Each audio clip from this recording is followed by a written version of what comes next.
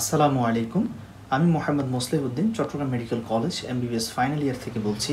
আজকে আমি খুবই ইম্পর্ট্যান্ট একটা টপিকস নিয়ে আপনাদের সাথে ডিসকাস করব। সেটা হলো যে chronic obstructive pulmonary disease, that means COPD. এটা আমাদের দেশের সবচেয়ে কমনেস্ট ক্লিনিক্যাল সিনারিওগুলোর মধ্যে অন্যতম একটি। ওকে, আমাকে আপনারা ইউটিউবে ফলো করতে পারেন, আমার পার্সোনাল ইউটিউব চ্যানেল মোহাম্মদ মোসলেহউদ্দিন নামে। আমার পার্সোনাল এফবি পেজ ফলো করতে পারেন মোহাম্মদ মোসলেহউদ্দিন নামে। তো চলুন দেখে নেওয়া যাক এই ক্লিনিক্যাল সিনারিওটা।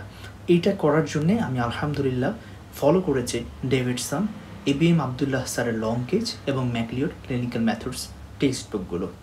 আশা করি আপনাদের এই টিউটোরিয়ালটি দেখার পরে আপনাদের বেসিক এবং আপনাদের কেস প্রেজেন্টেশন সবগুলোতে অনেক হেল্প হবে ইনশাল্লাহ। তো প্রথমে আমরা জানবো ডেফিনিশনস। ওকে, আপনার ভাইভাটা শুরু হবে what do you mean by COPD? What are the cardinal words for COPD? ওকে, তো দেখেন এই ডেফিনেশনটা অনেক বড়, কিন্তু আমরা কিছু কার্ডিনাল ওয়ার্ড আমাদের মাথায় রাখতে হবে, কিন্তু পুরো জিনিসটা আমাদের মাথায় থাকবে না। কি? COPD is defined as a preventable and treatable, দেখেন কিউরেবল কিন্তু বলেনি, প্রিভেন্টেবল, এটাকে আপনার প্রিভেন্ট করলে সবচেয়ে বেস্ট, অ্যান্ড ট্রিটেবল, ট্রিট করা যায়, সিমটম কমানো যায়, কিন্তু নট অ্যাবসলিউটলি কিউরেবল। ওকে, কেন? দেখেন, characterized by persistent air flow limitations। আমাদের লাংসের দুটো পোর্শন, অ্যানাটমিটা খেয়াল করুন ফার্স্ট ইয়ারে। একটা হচ্ছে লাং প্যারেনকাইমা, দ্যাট মিনস আপনার অ্যালভিওলি সহজ ভাষায়। আরেকটা হচ্ছে আপনার ব্রঙ্কিয়াল ট্রি, একেবারে আপনার ট্রাকিয়া থেকে শুরু করে রেসপিরেটরি ব্রঙ্কিউল। হ্যাঁ, রেসপিরেটরি ব্রঙ্কিউলের আগ পর্যন্ত বললে বেটার, কারণ রেসপিরেটরি ব্রঙ্কিউলটাকে আমরা অ্যালভিওলার ইউনিটের মধ্যে ফেলে দিই। তাহলে আমাদের লাংসের দুটো পোর্শন, একটা হচ্ছে আমাদের লাং প্যারেনকাইমা, যেটাতে আমরা মেইনলি অ্যালভিওলি, তার সাথে আমরা রেসপিরেটরি ব্রঙ্কিউলকে রেখে দিই। আর একটা হচ্ছে bronchial tree, that means trachea থেকে আপ টু টার্মিনাল ব্রঙ্কিউল। ব্যাস, তাহলে সিওপিডিটার হচ্ছে কোথায়, এটা কোন জায়গায় হবে? ইয়াস, রিমেম্বার ইট। এই সিওপিডির মধ্যে দুটো পোর্শন থাকে, আমি একটু পরে বলছি। দেখেন দুটো পোর্শন কি, একটা হচ্ছে ক্রনিক ব্রঙ্কাইটিস আর একটা হচ্ছে এমফাইসেমা। একটা হচ্ছে ক্রনিক ব্রঙ্কাইটিস আর একটা হচ্ছে এমফাইসেমা। এখন দেখেন ক্রনিক ব্রঙ্কাইটিসটা এটা হবে ব্রঙ্কিয়াল ট্রিতে, দ্যাট মিনস আপনার আপ টু টার্মিনাল ব্রঙ্কিওল। আচ্ছা, এখন আপনারা যদি হ্যারিসনটা ফলো করেন, ওখানে একটা খুব ইম্পর্ট্যান্ট একটা ইনফরমেশন দেওয়া আছে যে এই ক্রনিক ব্রঙ্কাইটিস বা সিওপিডিটা আপনার কোন ব্রঙ্কিওলগুলোতে হবে, যেগুলোর ডায়ামিটার লেস দেন 2 মিলিমিটার। হ্যাঁ, লেস দেন 2 মিলিমিটার। ওকে, দেন এর আরেকটা পোর্শন হচ্ছে এমফাইসেমা। এই এমফাইসেমাটা হবে লাং প্যারেনকাইমা, দ্যাট মিনস ওই যে রেসপিরেটরি ব্রঙ্কিউল থেকে শুরু করে অ্যালভিওলি এই জায়গাটাতে। তাহলে দেখলেন যে সিওপিডি আপনার হোল লাংসকে ইনভলভ করে। ক্রনিক ব্রঙ্কাইটিসটা টার্মিনাল ব্রঙ্কিউল পর্যন্ত, আর এরপরে এমফাইসেমাটা। খুব ইন্টারেস্টিং বিষয়টা। আচ্ছা, তাহলে সিওপিডির মধ্যে দেখেন আমি রেড করে দিয়েছি আপনাদের সহজার্থে। পারসিস্টেন্ট এয়ার ফ্লো লিমিটেশনস, এই কথাটা হচ্ছে অ্যাকচুয়ালি ক্রনিক ব্রঙ্কাইটিসের জন্য। এবং এই ডিজিজটা কেমন? প্রোগ্রেসিভ। এটা যার একবার শুরু হবে, এটা পুরোপুরি কিওর হবে না, বরং ডে বাই ডে বাড়বে। যদি সে ট্রিটমেন্ট নেয়, রিস্ক ফ্যাক্টরগুলো থেকে নিজেকে অ্যাভয়েড করে, দেন তার প্রোগ্রেশনটা খুবই স্লো হবে। একটা গ্রাফ আছে ডেভিডসনে, আমি দেখাবো একটু পরে ইনশাল্লাহ। ওকে, এবং এই ডিজিজটার সাথে দেখেন itis means inflammations, all of you know that. তো ক্রনিক ইনফ্লামেশন, এটা একটা ক্রনিক ইনফ্লামেশন। রিমেম্বার, ইনফ্লামেশন দু ধরনের, অ্যাকিউট অ্যান্ড ক্রনিক। এটা হচ্ছে ক্রনিক ইনফ্লামেশন। আচ্ছা, জেনে গেলাম। দেন এটা কেন হচ্ছে এই ক্রনিক ইনফ্লামেশনটা, কী কারণে ইনফ্লামেশন হচ্ছে? আপনারা ইনফ্লামেশন অনেকগুলো কজ জানেন, সহজ বা সেখানে ইনফ্লামেশনটা হচ্ছে নক্সিয়াস পার্টিকলস অর গ্যাসেস। ওকে, তাহলে এখানে কিছু আপনার এক নম্বরে অ্যাভাভ 90% রেসপন্সিবল স্মোকিং। এছাড়াও হচ্ছে স্মোকিং ছাড়াও আমরা যে ইন্ডাস্ট্রিয়াল এরিয়াগুলোতে থাকি, এই কারণে এটা অকুপেশনাল লাং ডিজিজের মধ্যেও পড়ে যায়। আমাদের ইন্ডাস্ট্রিয়াল এরিয়াগুলোতে যেসব গ্যাসেসগুলো থাকে, সালফার ডাইঅক্সাইড, নাইট্রোজেন ডাইঅক্সাইড, বা হচ্ছে আপনার বিভিন্ন যে কোল, বিশেষ করে সিওপিডির জন্য কোল ওয়ার্কারদের এটা অনেক একটা কমন অকুপেশনাল লাং ডিজিজ। হ্যাঁ, কোলটা। তাহলে এরকম কিছু ইরিটেটিং কেমিক্যাল সাবস্ট্যান্স, যেমন হোল গ্রেইনস, এটাও হতে পারে। হ্যাঁ, দেখলেন? তাহলে কিছু আপনার অর্গানিক বা ইনঅর্গানিক কেমিক্যাল ডাস্ট ম্যাটেরিয়ালস, যেটা আপনার রেসপিরেটরি ট্র্যাক্টে এসে ক্রনিক ইনফ্লামেশন করছে, সেখান থেকে এই সিওপিডিটা হচ্ছে। তাহলে সিওপিডিটা কিন্তু একদিনের, দুদিনের, 1 মাস 2 মাসের ডিজিজ না, এটা হচ্ছে বছরের পর বছরের একটা ডিজিজ। ওকে, তাহলে দেখেন আমি একেবারে ফ্র্যাকশন করে করে আপনাদের এক্সপ্লেন করলাম, আলহামদুলিল্লাহ। ওকে, তো এরপরে চলে আসেন, আমরা জানবো risk factors. What are the risk factors? আমি অলরেডি মেনশন করেছি সেটা। দেখেন ডেভিডসনের এই চার্টটা লক্ষ্য করেন, এত বড় চার্ট দেখে ভয় পাওয়ার কিচ্ছু নেই, আপনারা দুটো ওয়ার্ড মনে রাখলে শেষ। নাম্বার 1 হচ্ছে স্মোকিং। দেখেন নাম্বার 1 হচ্ছে স্মোকিং, টোবাকো স্মোক অ্যাভাভ 90%, আমি বলেছি দেখেন 95% রেসপন্সিবল। এরপর এগুলো কিচ্ছু না বলে আপনি বলবেন এখানে কিছু অর্গানিক ম্যাটেরিয়ালস থাকবে, যেমন হোল গ্রেইন ডাস্ট, আর একটা হচ্ছে ইনঅর্গানিক, যেমন সালফার ডাইঅক্সাইড, নাইট্রোজেন ডাইঅক্সাইড, তারপর হচ্ছে আপনার আরও বিভিন্ন এনভায়রনমেন্টাল পলিউটেন্টসগুলো। এছাড়া অর্গানিকের মধ্যে আরেকটা আছে ইম্পর্টেন্ট, কোল, যেটা বললাম। আচ্ছা, শেষ, একেবারে শেষ। ওকে, এবার চলে আসি আমরা ক্লিনিক্যাল ফিচার্স। ওকে, ক্লিনিক্যাল ফিচার্স মানে কি? ক্লিনিক্যাল ফিচার্স মানে হলো একজন পেশেন্ট আপনার কাছে কী সমস্যা নিয়ে আসছে। বাবা কী সমস্যা নিয়ে আসছেন, এই যে বলবে তিনি, এটা হলো সিমটমস, এবং আপনি এক্সামিন করে যেটা দেখবেন সেটা হলো সায়েন্স। এই সিমটমস এবং সায়েন্সকে একসাথে করলে আমরা যেটা পাবো সেটা হলো ক্লিনিক্যাল ফিচার্স। ক্লিয়ার কিনা? ওকে, চলুন দেখে নিই। এই ক্লিনিক্যাল ফিচারের মধ্যে আমরা প্রথমে আলোচনা করছি সিমটমসগুলোকে। এখন সিওপিডির সিমটমসগুলোকে আমরা দুটো হেডিংয়ে ভাগ করতে পারি। একটা হচ্ছে লাংসের সাথে অ্যাসোসিয়েটেড সিমটমস, সেটাকে আমরা বলি পালমোনারি ফিচার্স। আরেকটা হচ্ছে লাংসের বাহিরে আপনার অন্যান্য সিস্টেম, অন্যান্য অর্গানের সাথে রিলেটেড, সেটাকে আমরা বলছি এক্সট্রা পালমোনারি ফিচার্স ডেভিডসন অনুযায়ী, অথবা বলতে পারেন সিস্টেমিক ফিচার্স। ওকে, আচ্ছা, প্রথমে আমরা দেখব পালমোনারি ফিচার্স। যেহেতু সিওপিডি সব জায়গায় এটা কোন চ্যাপ্টারে আলোচনা করে? রেসপিরেটরি সিস্টেমে। ওকে, পালমোনারি ফিচার্স থেকে ডেভিডসনের একটা ফিগার আছে, এটা দেখলে ইনশাল্লাহ আজীবনে ভুলবেন না, খুবই ইন্টারেস্টিং। দেখেন এই ফিগারটা আমি অলরেডি আলোচনা করেছি, আলহামদুলিল্লাহ। আমি ডিসক্রিপশন বক্সে লিঙ্ক দিয়ে দিব ইনশাল্লাহ। আপনারা, আমি সবসময় আপনাদের একটা কথা বলি, pathophysiology is the mother of every clinical scenario. if you know and if you learn in details about the pathophysiology, then you will be able to understand everything on further discussions. Okay, so আমি আলহামদুলিল্লাহ আপনাদেরকে emphysema নিয়েও একটা প্যাথোফিজিওলজিটা আলোচনা করেছি, এবং chronic bronchitis নিয়েও আমার একটা প্যাথোফিজিওলজি আমি অলরেডি আলোচনা করেছি, ওটা দেখে নিলে ইনশাল্লাহ হয়ে যাবে। এবং এই জায়গাটা ওখান থেকে, তাহলে আমি আপনাদের কি বললাম, আমাদের সিওপিডিতে দুটো পোর্শন, একটা হচ্ছে ক্রনিক ব্রঙ্কাইটিস আর একটা হলো এমফাইসেমা। ওকে, ক্রনিক ব্রঙ্কাইটিসের 3টা ঘটনা ঘটে, আমি বলেছি আপনাদেরকে কি কি? Hyper secretion of the mucus and serous secretion. 2 নম্বরে আমি যেটা বলেছি, chronic inflammation and subsequent fibrosis. আরেকটা যেটা বলেছি, due to this stagnation or obstruction there will be bacterial infections. তাহলে কয়টা কথা? 3টা কথা, hyper secretion, fibrosis and bacterial infection. যখনই ব্যাকটেরিয়াল ইনফেকশন হবে, পেশেন্টের অবস্থাটা খারাপ হয়ে যাবে, এবং এটাকে আমরা বলি অ্যাকিউট এক্সাসারবেশনস অফ সিওপিডি। দেখেন বুঝা গেল কিনা? দেখেন, ওকে, তাহলে এটার বলার উপরে আমি যা এই 3টা কথা বললাম, এই 3টা কথা এখানে লেখা আছে। আরেকটা মজার কথা লেখা আছে, দেখেন এখানে কি হচ্ছে? ক্রনিক ইনফ্লামেশন হচ্ছে। এখন দেখেন ক্রনিক ইনফ্লামেশন যখন হয়, আপনারা জানেন ক্রনিক ইনফ্লামেশন কি? রবিনসন কোট্রান্সের ডেফিনেশনটা মাথায় আনেন।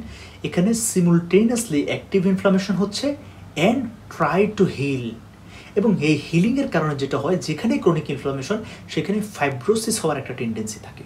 আচ্ছা, তো এখানে যেহেতু ক্রনিক ইনফ্লামেশন হচ্ছে সিওপিডিতে, ফলে এই কন্টিনিউয়াসলি ইনফ্লামেটরি মেডিয়েটার্সগুলোর কারণে আপনার পালমোনারি ক্যাপিলারিগুলো, পালমোনারি আর্টারিওলগুলো কি হয়ে যায়?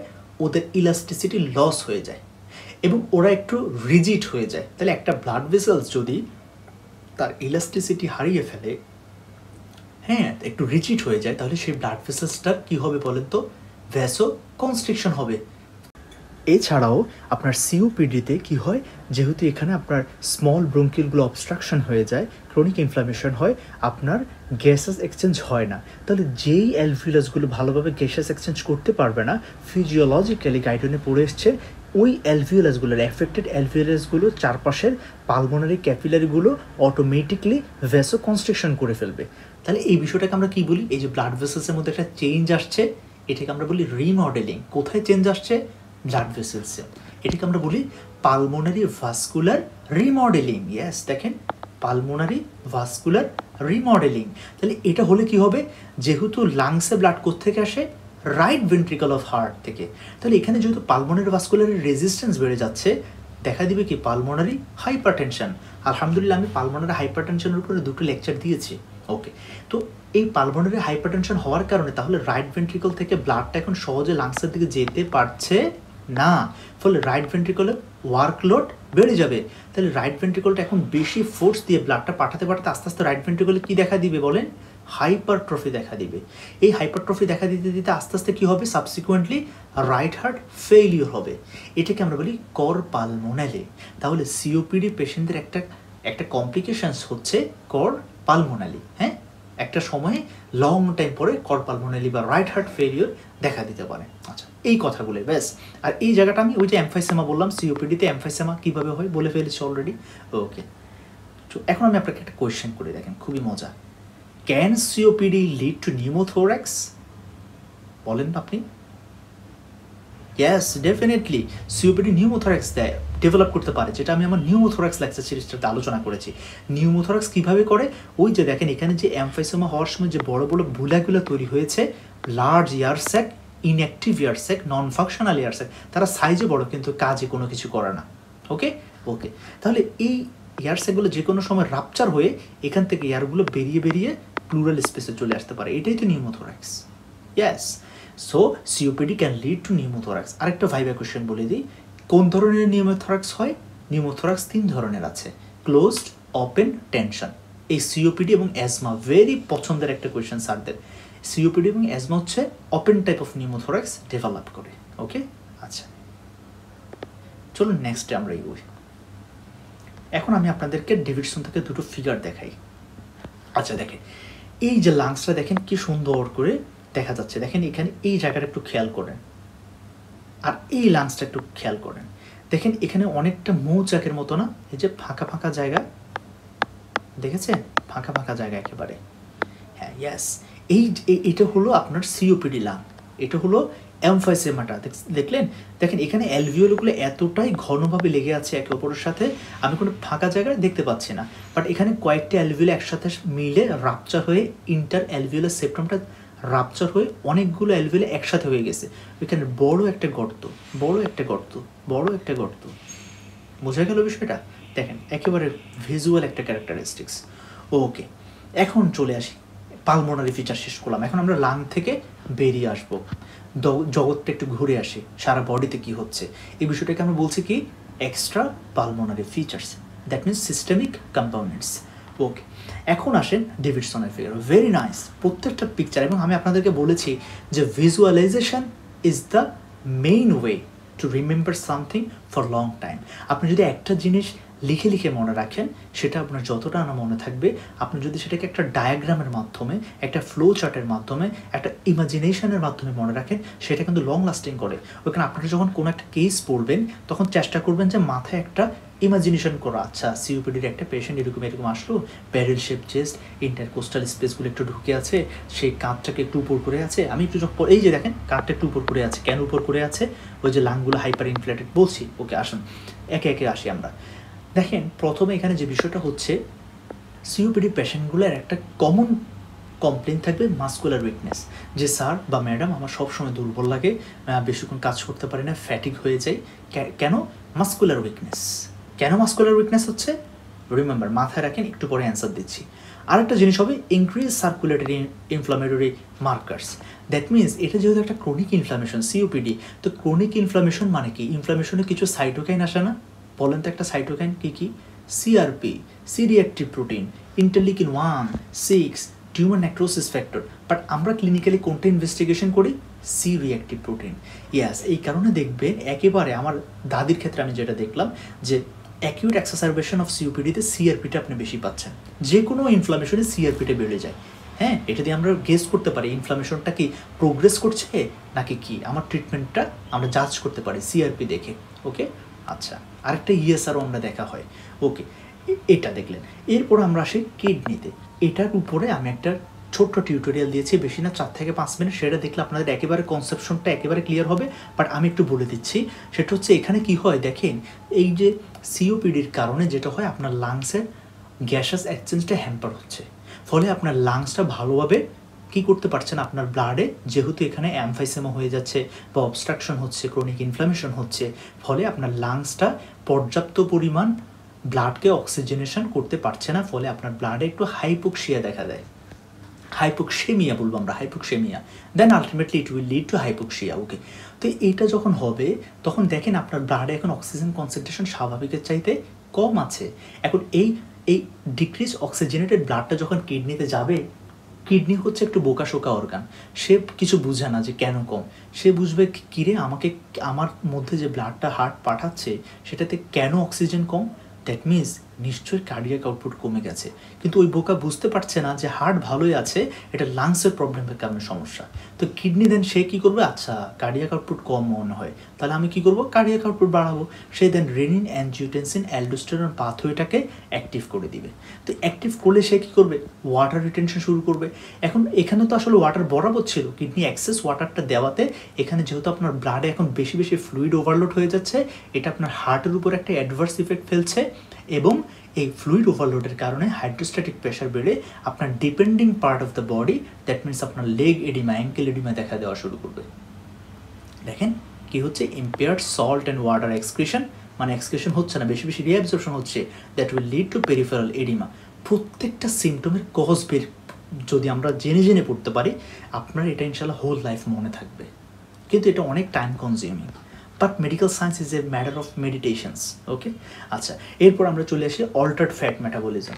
এটাও আমি একসাথে বলবো, এই স্কেলেটাল মাসেলের বিষয়টা ফ্যাটিক, এবং এখানে কিভাবে অল্টার্ড ফ্যাট মেটাবলিজম হচ্ছে, এবং সিওপিডি পেশেন্টদের অস্টিওপোরোসিস একটা হিস্ট্রি থাকে। এই তিনটা আমি একসাথে বলছি, দেখেন খুবই মজা পাবেন। ওকে, চলে আসেন। COPD is a chronic inflammatory disease, একটু আগে বললাম। তাহলে এখানে কি হবে, কিছু ইনফ্লামেটরি মেডিয়েটার্স কন্টিনিউসলি আপনার সার্কুলেশনে রিলিজ হচ্ছে। কি কি, যেমন হচ্ছে আপনার যে interleukin 1, 6, tumour necrosis factor, C reactive protein, তো এবং হচ্ছে এখানে রিঅ্যাক্টিভ অক্সিজেন স্পেসিস এবং নাইট্রিক অক্সাইড প্রোডাকশন হচ্ছে। আচ্ছা, তো এই যে ইনফ্লামেটরি মেডিয়েটার্সগুলো রিলিজ হচ্ছে কন্টিনিউয়াসলি এই সিওপিডি পেশেন্টদের, স্পেশালি ডিউরিং অ্যাকিউট এক্সারবেশনস, তখন এই ইনফ্লামেটরি মেডিয়েটার্সগুলোর কারণেই আপনার স্কেলেটাল মাসেল, আপনার বোনসের অস্টিওপোরোসিস এবং হচ্ছে আপনার ফার্দার প্রবলেমগুলো হচ্ছে। যেমন কীভাবে হচ্ছে দেখেন, এই যে এই মেডিয়েটার্সগুলোর কারণে তারা আপনার ফ্যাট মেটাবলিজমকে বাড়িয়ে দেয়, ফলে সিওপিডি পেশেন্টের ফ্যাট মেটাবলিজমের রেটটা বেড়ে যায়, ফলে তার ওয়েটটা কমে যায়। ফ্যাট মেটাবলিজম বেড়ে যাচ্ছে, ফলে তার কী হবে, ওয়েট কমে যাবে। এবং হচ্ছে এই ক্রনিক ইনফ্লামেশন যে কোনো জায়গায়, এটা সব সময় সব ক্ষেত্রে প্রযোজ্য, যে কোনো জায়গায় যদি ক্রনিক ইনফ্লামেশন হয় তাদের স্যাটাইটিটা কমে যায়, তাদের খাবারের যে রুচিটা কমে যায়। ঠিক আছে, ওই কারণে আমাকে খুবই সুন্দর, মানে এই জিনিসটা আমি আমার respected teacher doctor Saidul Alam Rajib sir বলেছিলেন। স্যার আমাকে একবার বললেন যে বলো তো ক্ষুধামন্দের ওষুধ কী। আমি চিন্তা করতে শুরু করলাম। স্যার বললেন দেখো, এই ক্ষুধামন্দের মেইন ওষুধ হচ্ছে তার কজটা কি, ইনফ্লামেশন। ইনফ্লামেশনটাকে যদি আপনি বন্ধ করে দেন, অটোমেটিকলি তার ইমপ্রুভ করবে খাবারের রুচিটা। বোঝা গেল, এটা ডিরেক্ট কোনো ওষুধ নাই আসলে। আচ্ছা, আমরা পেশেন্টদের স্যাটিসফ্যাকশনের জন্য ভিটামিন একটা লিখে দিই, বাট এটার মেইন কজটাকে কারেকশন করলেই ক্ষুধামন্দের প্রবলেমটা কেটে যাবে। ওকে, আচ্ছা, এরপরে চলে আসি আমরা, দেখেন ওয়েট লস, যেটা একটু আগে বললাম। দেন আমরা চলে আসি এই একই ব্যাখ্যা, এই ইনফ্লামেটরি মেডিয়েটার্স, এই ইনফ্লামেটরি সাইটোকাইন্সগুলোর কারণেই সে কী করে, আমাদের বোনস একটা সেল আছে, তার নাম কি, osteoclast. Osteoclast is the macrophage which resides in the bones. Okay, তো এই অস্টিওক্লাস্টের অ্যাক্টিভিটিগুলো বাড়িয়ে দিবে এই মেডিয়েটার্সগুলো, ফলে এই অস্টিওক্লাস্টগুলো আপনার আশেপাশের ভালো ভালো অস্টিওসাইটগুলোকে খেয়ে ফেলতে শুরু করবে, এবং তারা তার বোনের যে ম্যাট্রিক্স সেগুলোকে খেয়ে ফেলে। ফলে বোনসটা যদি খেয়ে ফেলে অস্টিওক্লাস্টগুলো বেশি বেশি, ফলে আপনার বোনসটা কী হবে, মৌচাকের মতো একটু আগে যেটা দেখলাম, মানে ফাঁকা ফাঁকা হয়ে যাবে। That means osteoporosis. বুঝা গেল, এই আপনারা অ্যাসেস নিয়ে রাখতে পারেন। ওকে, এটা আপনাদের অনেক হেল্প করবে ইনশাল্লাহ। আচ্ছা, এখন আমি চলে আসি সিমটমস। তাহলে আমি এতক্ষণ কী বলেছি, আসলে সিমটমসই বলেছি। কিভাবে বললাম, পালমোনারি সিমটমস বললাম, এক্সট্রা পালমোনারি সিমটমস বললাম। আচ্ছা, তো সিমটমসের সাথে কিন্তু সায়েন্সও বলে ফেলেছি। যেমন পেশেন্ট এসে আমাকে বলবে না যে আমার এখানে আমি যে কয়েকটা জিনিস বলেছি, দেখেন ডেভিডসনের চিত্রগুলোতে দেখালাম যে আমাদের কি হচ্ছে এখানে ইন্টারকোস্টাল রিসেশন, আপনারা ফিগারটাতে দেখতে পেয়েছেন। তো এখানে ডেভিডসনের মধ্যে এই চার্টগুলোর মধ্যে এই যে দুটো ডায়াগ্রাম দেখালাম, এখানে সিমটমের পাশাপাশি সায়েন্সও চলে এসছে কিছু। তো এখন আমি একটু আলাদা আলাদা করে বলবো কেন। ইয়াস, এটা হচ্ছে লং কেস। এখন যে পড়াগুলো নিচ্ছি এগুলো আমি ডেভিডসন সাথে আমাদের রেসপেক্টেড ডক্টর এবিএম আবদুল্লাহ স্যারের লং কেসকে একসাথে এগ্রিগেট করে তৈরি করেছি, যাতে আপনাদের ওয়ার্ডেও কাজে আসে। ওকে, এখন আসে সিমটমস। প্রথমে হচ্ছে আমার সিওপিডি পেশেন্টের 1 নাম্বার সিমটম হচ্ছে কাফ। দেখেন এখানে একটা বিষয় হচ্ছে, সাধারণ মানুষ কাফ বলতে যেটা বোঝায়, ওনারা ওটা কাফ না, ওটা স্পুটাম বোঝায়। কিন্তু আমরা মেডিকেল সায়েন্স, এটা হচ্ছে কাফ মানে কাফ, নট এটা স্পুটামও হতে পারে, নাও হতে পারে। ওকে, তাহলে যেই কাফের সাথে স্পুটাম থাকবে সেটা হচ্ছে প্রোডাক্টিভ কাফ, যেই কাফের সাথে স্পুটাম থাকবে না সেটা হচ্ছে নন প্রোডাক্টিভ কাফ। তাহলে কাফ বললে প্রশ্ন আপনার মাথায় একটা প্রশ্ন আসবে যে বাবা আপনার কাফের সাথে কি কফ যায়, এই প্রশ্নটা। ইয়াস, সিওপিডি থেকে যাবে, ইয়াস যেতে পারে, নাও যেতে পারে। সাধারণত ড্রাই হয়, তবে যদি যায় সেই স্পুটামটা কেমন হবে, মিউকয়েড স্পুটাম, ম্যাকলিওডে পাবেন আপনারা মিউকয়েড স্পুটাম। এখন আমি আপনাদের বলেছি প্যাথোজেনেসিসে সিওপিডিতে ব্যাকটেরিয়াল ইনফেকশন হয় এবং দেন সেটাকে আমরা বলি অ্যাকিউট এক্সাসারবেশনস। এছাড়াও শুধু ব্যাকটেরিয়াল ইনফেকশন না, কোনো কারণে যদি তিনি একটা বেশি এনভায়রনমেন্টাল পলিউটেড একটা জায়গায় যান, অল্টারেশন ইন দ্য এনভায়রনমেন্ট ডেভিডসনে আছে, দেন মানে যে কোনো কারণে তার যদি এক্সাজারেটেড করে কন্ডিশনটা, হ্যাঁ ব্যাকটেরিয়াল ইনফেকশন হচ্ছে বা এনভায়রনমেন্টে পলিউশন সাডেনলি বেড়ে গেছে বা এমন একটা জায়গায় গিয়েছে সেখানে অনেক বেশি ডাস্ট, দেন তার সিওপিডির সাইন সিমটম সিভিয়ারিটি অনেক বেড়ে যাবে। সেই ক্ষেত্রে কিন্তু তার স্পুটামটার কনসেন্ট্রেশন বেড়ে যায়, মানে তার আগে নন প্রোডাক্টিভ ছিল, অ্যাকিউট এক্সাসারবেশন মাসে কাফ যাচ্ছে, সেটা হচ্ছে মিউকয়েড। এবং যদি ব্যাকটেরিয়াল ইনফেকশন হয় এই স্পুটামটাতে একটু পরিবর্তন আসবে। আপনারা জানেন ব্যাকটেরিয়াল ইনফেকশন হলেই আমাদের স্পুটামটা একটু কেন জানি ইউলিশ হতে যায়, ফলে তখন তার এই স্পুটামটা হবে mucopurulent. Normally mucoid, bacterial infection হলে মিউকোপুরুলেন্ট। আচ্ছা, এবার আমি চলে আসি প্রোডাক্টিভ ডিউরিং এক্সাসারবেশনস। বললাম ব্রেথলেসনেস স্বাভাবিক, রেসপিরেটরি সিস্টেমের ডিজিজ, ব্রেথলেসনেস তো হবে, ক্রনিক অবস্ট্রাকশন, ব্রঙ্কাসগুলো দিয়ে বাতাস যেতে পারছে না, আসতে পারছে না, তারপরে ক্রনিক ইনফ্লামেশন হচ্ছে, গ্যাসাস এক্সচেঞ্জ ভালোভাবে হচ্ছে না, ব্লাডে আমার হাইপোক্সেমিয়া দেখা দিচ্ছে, তার তো ব্রেথলেসনেস থাকবেই। আচ্ছা, এরপরে haemoptysis, very rare. So haemoptysis আমাকে পেশেন্ট কমপ্লেন করতে পারে, বাট যখনই হেমোপটাইসিস পাবেন আপনাকে অবশ্যই ভালোভাবে এক্সক্লুড করতে হবে যে এখানে কোনো ম্যালিগনেন্সি আছে কিনা, টিউবারকুলোসিস আছে কিনা। ম্যাকলিওডে একটা চার্ট পাবেন হেমোপটাইসিসের কজ কে, এবং এই চার্টগুলোকে আমরা চেষ্টা করব কি এই চার্টগুলোকে আমরা নোট করে আপনার রিডিং টেবিলের সামনে অ্যাটাচ করে দিবেন, বারবার চোখে পড়বে সেটা ইনশাল্লাহ। ওকে, দেন হচ্ছে ওয়েট লস। একটু আগে বললাম weight loss, inflammatory mediators, altered fat metabolism, weight loss, satiety কমিয়ে দেয়, পেশেন্ট কম খাবে, ওয়েট লস। অ্যানোরেক্সিয়া একই কথা, ইনফ্ল্যামেটরি মেডিয়েটার্সের কারণে ক্ষুধামান্দা, যেটা বললাম এতক্ষণ। দেখেন একটার সাথে একটা রিলেটেড, মানে কিচ্ছু আপনার মুখস্থ করার নাই আসলে। পেরিফেরাল এডিমা একটু আগে বললাম, ওই যে কিডনি কী করবে, ভুল বুঝে সে সোডিয়াম এবং ওয়াটার রিটেনশন করছে, ফলে কী হবে, ফ্লুইড ওভারলোড বেড়ে যাচ্ছে, হাইড্রোস্ট্যাটিক প্রেশার বেড়ে যাচ্ছে, ডিপেন্ডিং পার্টে এডিমা হচ্ছে আপনার।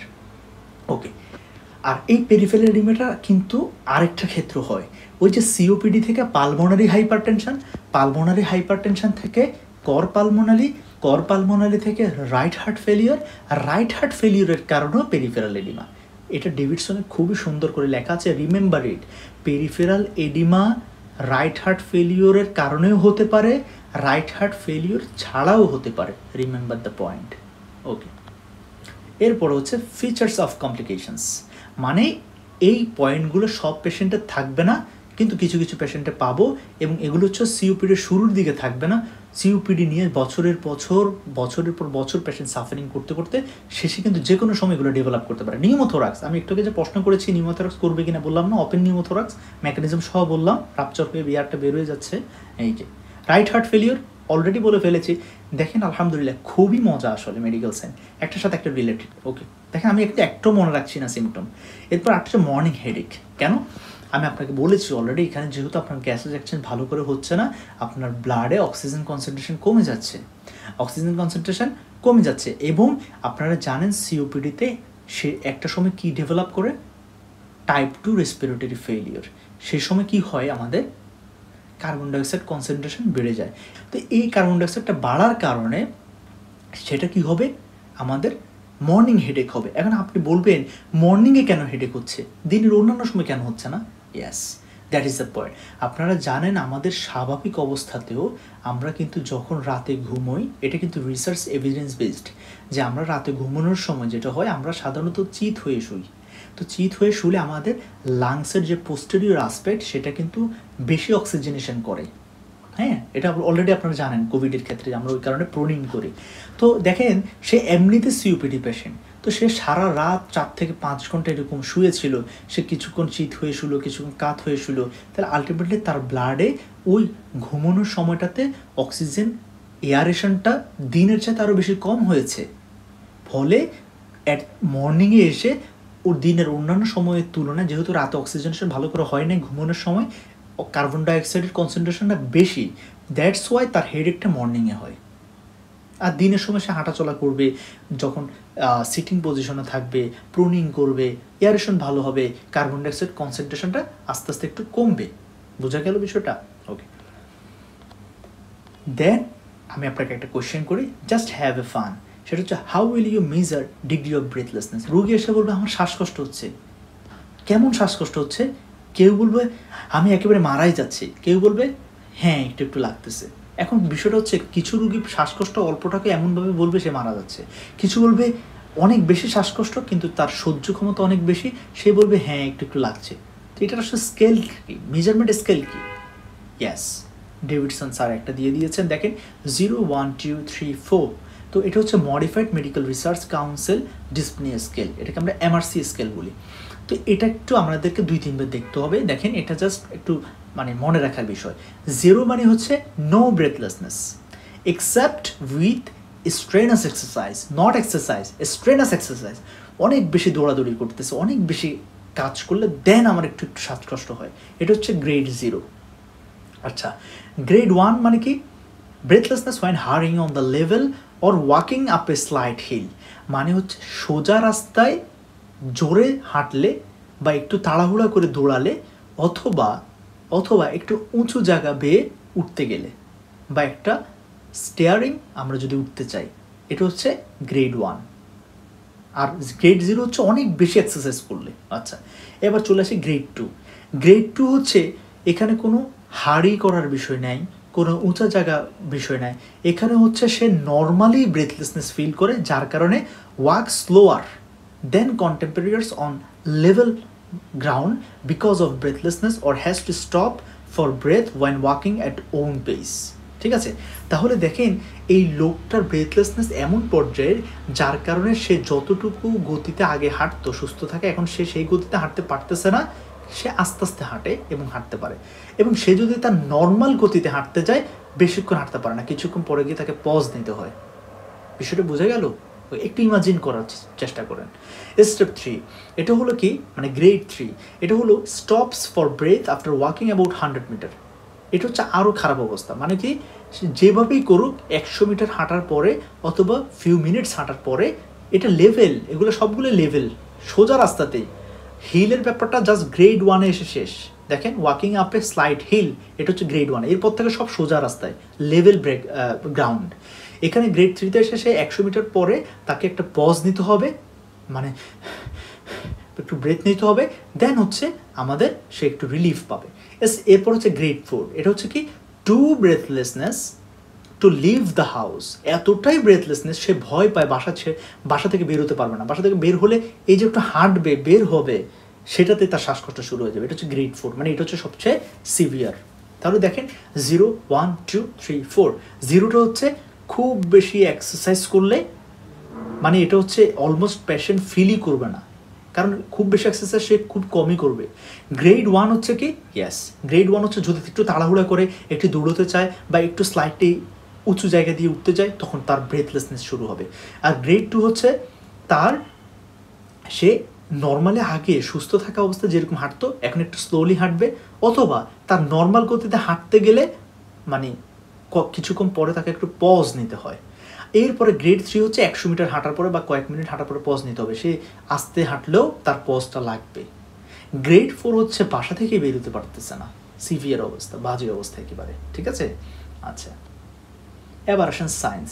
এটা নিয়ে আমি ইনশাল্লাহ নেক্সট পার্টটাতে বলবো, খুব শীঘ্রই ইনশাল্লাহ আপলোড করবো। আমার স্লাইড রেডি আলহামদুলিল্লাহ। তো আপনাদের যদি কোনো অপিনিয়ন থাকে আমার সাথে শেয়ার করবেন। এবং বিষয়টা হচ্ছে কি, দেখেন এই বিষয়গুলো আপনাদেরকে মানে জাস্ট আপনাদের সাথে শেয়ার করা, হ্যাঁ, আমি যতটুকু জেনেছি আলহামদুলিল্লাহ আমার রেসপেক্টেড টিচারদের থেকে টেক্সট বুক পড়ে আপনাদের সাথে জাস্ট শেয়ার করছে ভালো লাগা থেকেই। যদি আপনাদের একটু উপকার হয়, I hope you will subscribe my channel and you can share this channel with your friends and inspire me. Thank you everyone and grateful to everyone. আমার প্রত্যেকটা টিচার এবং আমার সিনিয়র, আমার ফ্রেন্ডস এবং আমার জুনিয়র সবার কাছে আমি অনেক বেশি গ্রেটফুল। থ্যাংক ইউ সবাইকে। সবাই ভালো থাকবেন, সুস্থ থাকবেন, আপনার কাছের মানুষকে ভালো রাখবেন, দোয়া রাখবেন। আল্লাহ হাফেজ, আসসালামু আলাইকুম।